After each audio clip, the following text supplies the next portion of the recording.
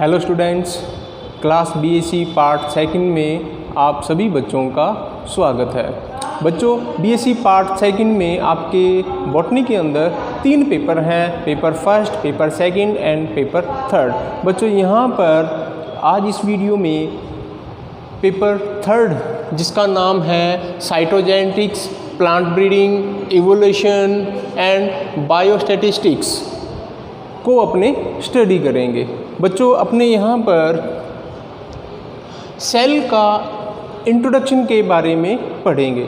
बच्चों, जैसा कि आपको मालूम है कि सेल के बारे में हम पिछली क्लासों में भी पढ़ते आ रहे हैं, तो आप बता सकते हैं कि एक सेल की डेफिनेशन क्या होती है या एक सेल का अपनी बॉडी के अंदर क्या रोल है। बच्चों, अगर मैं बात करूँ ऑर्गेनिज्म का मतलब है प्लांट बॉडी और एनिमल बॉडी, इंक्लूड ऑर्गेनिज्म।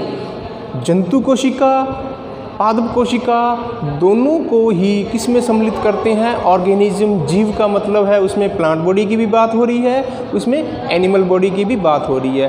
तो एक जो प्लांट बॉडी हो या एनिमल बॉडी हो, उनकी जो बॉडी है वो किससे मिलकर बनी होती है? सेल से मिलकर बनी होती है। सेल यहाँ सबसे छोटी यूनिट है, सबसे छोटी इकाई है। सेल आपस में मिलकर किसकी फॉर्मेशन करती है? टिश्यू की। टिश्यू आपस में मिलकर किसकी फॉर्मेशन करते हैं? Organ.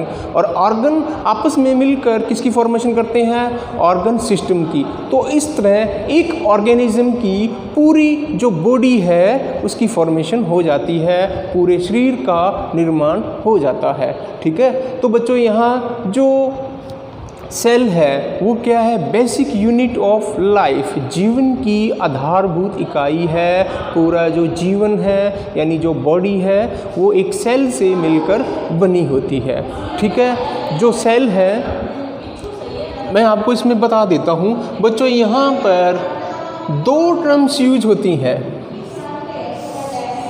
Cytology and cell biology.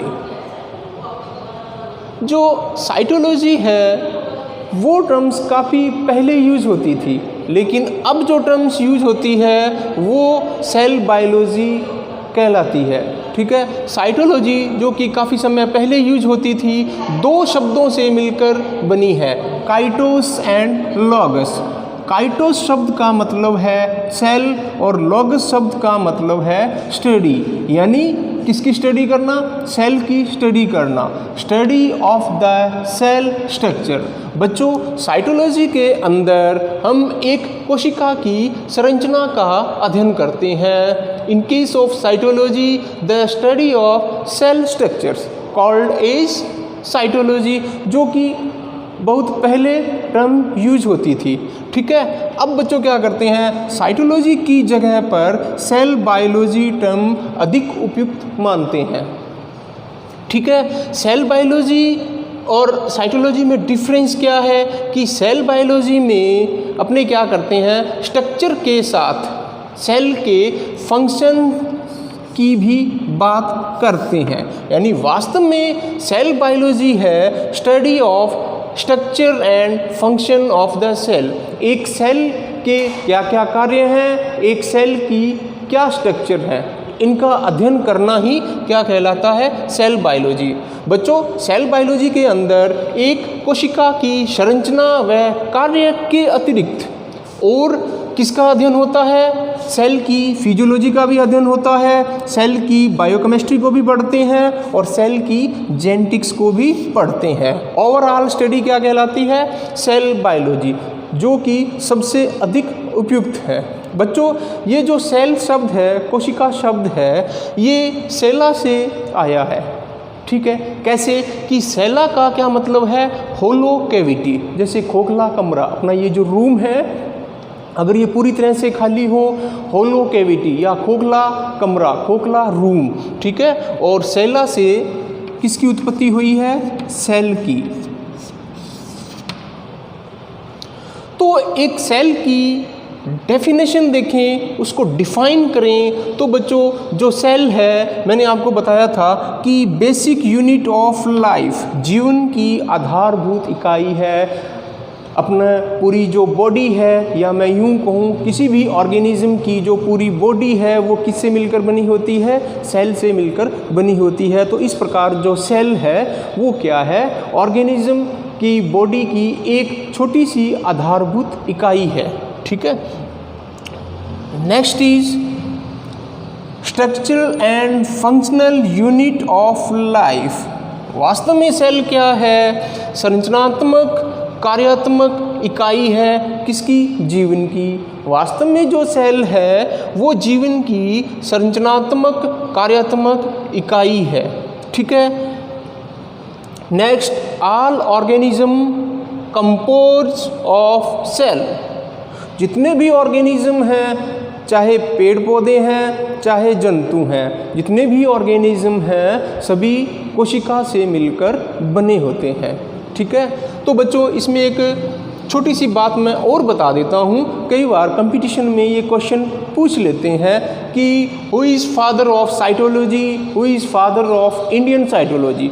तो बच्चों father of cytology called known as Robert Hooke. Robert Hooke क्यों? क्योंकि वास्तव में रॉबर्ट हुक ने ही सबसे पहले एक सेल को देखा, इसलिए रॉबर्ट हुक क्या कहलाता है? Father of cytology. साइटोलॉजी का जनक या पितामह कहलाता है। इसी प्रकार फादर ऑफ मॉडर्न साइटोलॉजी की बात आए तो C.P. Swanson known as father of modern cytology. आधुनिक साइटोलॉजी का जनक किसे कहते हैं? C.P. स्वेंसन। और इसी वे में अपने चलते हैं father of Indian cytology. Father of Indian cytology, भारतीय साइटोलॉजी के जनक कौन हैं? A.K. शर्मा यानी Arun Kumar Sharma. Arun Kumar Sharma father of Indian cytology. बच्चों तीनों ही टर्म्स जो हैं अलग अलग हैं, ध्यान में रखिए। अब अपने बात करते हैं हिस्ट्री की। हिस्टोरिकल पॉइंट्स, एक कोशिका की खोज कैसे हुई, हिस्टोरिकल पॉइंट्स की बात करते हैं। तो बच्चों सबसे पहले जो रॉबर्ट हुक है, एक साइंटिस्ट था रॉबर्ट हुक, उसने सबसे पहले एक सेल, एक कोशिका की खोज की। सबसे पहले एक सेल को रॉबर्ट हुक ने ही देखा। बच्चों रॉबर्ट हुक बड़े ही इंटरेस्टिंग व्यक्ति थे। वो क्या करते थे? इनके पास एक लेंस था। आपको पता है कि जो लेंस है किसी भी वस्तु को मैग्नीफाई करके यानी बड़ा करके दिखाता है। तो ये क्या करते, जैसे इनके घरों में कोई कीट पतंगे, इंसेक्ट्स, कॉकरोच वगैरह घुस जाते तो उनको क्या पकड़ लेते और उनके विंग्स को इनके द्वारा जो बनाया गया लेंस यानी जो माइक्रोस्कोप था उसमें उसको बड़ा करके देखते। ठीक है। तो इसी वे में इन्होंने एक सेल की खोज कर डाली। इन्होंने क्या किया बच्चों, आपने देखा होगा कि होम्योपैथी की जो मेडिसिन है, ठीक है, उसकी जो बोतल है जिसके अंदर मेडिसिन होती है, उस बोतल के ऊपर ढक्कन किसका लगा होता है? कॉर्क का, लकड़ी का एक टुकड़ा होता है। ठीक है। वो क्या कहलाता है? कॉर्क का छोटा सा टुकड़ा। ठीक है। तो रॉबर्ट हुक ने क्या किया, उस कॉर्क के टुकड़े के पतले पतली स्लाइस काटी, परिच्छेद स्लाइस काटी बारीक। ठीक है। और उस स्लाइस को अपने द्वारा बनाए गए माइक्रोस्कोप में देखा तो माइक्रोस्कोप में उसको क्या दिखाई दिया? इस प्रकार की संरचना दिखाई दी। ये देखो, हेक्सागोनल षटकोणीय स्ट्रक्चर दिखाई दी। और ये स्ट्रक्चर आपको, और आपने कहाँ देखी है? मधुमक्खी का छत्ता। वास्तव में जो रॉबर्ट हुक ने उस स्लाइस के थिन टुकड़े को देखा तो उसकी संरचना किसके समान थी? जैसे मधुमक्खियों का छत्ता, हनी कॉम्ब लाइक पैटर्न। इसकी स्ट्रक्चर देखें तो स्ट्रक्चर कैसी थी? Hexagonal structure. लेकिन ये क्या थी? ये खोखली थी, अंदर से खोखली थी। रॉबर्ट हुक ने केवल एक कोशिका की दीवारों को देखा। ये देखो, कोशिका की दीवारों को, वॉल को देखा। ठीक है। और ये वॉल क्या थी? डेड, क्योंकि जो कॉर्क का टुकड़ा इन्होंने काटा वो डेड सेल थी, वो मृत कोशिका थी। ठीक है। और ये जो कॉर्क है ये एक पेड़ से प्राप्त होता है, ट्री से प्राप्त होता है, that is also called is Quercus suber. Quercus suber नामक जो वृक्ष है इसकी शाल से ये जो कॉर्क है बनता है, जो कि पूरी तरह से डेड होता है, मृत होता है। और इस टुकड़े के छोटे छोटे पतले पतले स्लाइस काट कर रॉबर्ट हुक ने माइक्रोस्कोप के अंदर देखा तो उन्होंने इस प्रकार की हेक्सागोनल स्ट्रक्चर दिखाई दी जो कि अंदर से पूरी तरह से खोखली थी। और ये डेड सेल हैं, इनके अंदर किसी भी प्रकार का मटेरियल नहीं था, बिल्कुल खाली स्ट्रक्चर्स थी, ठीक है। इन स्ट्रक्चर्स को रॉबर्ट हुक ने क्या नाम दिया? सेलुला। रॉबर्ट हुक ने क्या नाम दिया? सेलुला, ठीक है। तो ये जो स्ट्रक्चर्स थी, अपनी जो डिस्कवरी थी, रॉबर्ट हुक ने अपनी बुक के अंदर इसको नोट कर लिया और उस बुक का नाम है माइक्रोग्राफिया।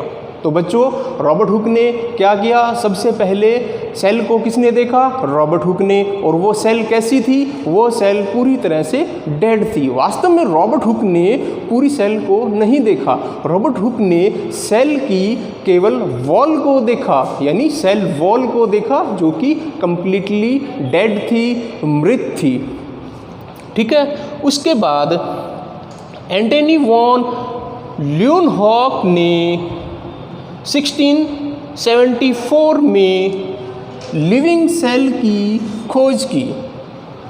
बच्चों ये क्वेश्चन ऐसे कभी नहीं पूछेंगे कि who discovered living cell, who discovered dead cell, ऐसे क्वेश्चन कभी नहीं पूछेंगे। बस थोड़ा सा आपको नॉलेज होना चाहिए कि डेड सेल की खोज किसने की? रॉबर्ट हुक ने। लिविंग सेल की खोज किसने की? एंटनी वॉन ल्यूनहॉक ने। लेकिन अगर क्वेश्चन आ जाए सबसे पहले सेल को किसने देखा या सेल को किसने खोजा, तो आपका आंसर क्या होना चाहिए? रॉबर्ट हुक ही होना चाहिए। बच्चों एंटनी वॉन ल्यूनहॉक ने अपना खुद का एक नया मॉडर्न माइक्रोस्कोप बनाया और इन्होंने क्या किया, जो सबसे पहले जो पॉन्ड वाटर है, तालाब का जो वाटर है, उसके अंदर प्रोटोजोआ और बैक्टीरिया को कलेक्ट किया और उसके अंदर जिंदा सेल को डिस्कवर्ड किया, जिंदा सेल को खोजा, देखा इसने। और उसके बाद लगातार इसने क्या किया? स्पर्म सेल और आरबीसी इनको स्टडी किया। तो बच्चों कुल मिलाकर ये बात है कि एक लिविंग सेल को किसने डिस्कवर किया? सबसे पहले एंटनी वॉन ल्यूनहॉक ने। और डेड सेल को किसने डिस्कवर किया? रॉबर्ट हुक ने 1665 कॉर्क से, जो कि पूरी तरह से डेड सेल है। बच्चों मैं आपको बता देता हूँ कि जो सेल है, सेल के ऊपर एक कवरिंग पाई जाती है जिसको बोलते हैं कोशिका झिल्ली, सेल मेम्ब्रेन। और सेल मेम्ब्रेन के बाहर की तरफ भी एक और कवरिंग मिलती है जिसको अपने बोलते हैं सेल वॉल। बच्चों यहाँ प्लांट बॉडी और एनिमल बॉडी दोनों के अंदर बहुत मोटा डिफरेंस है।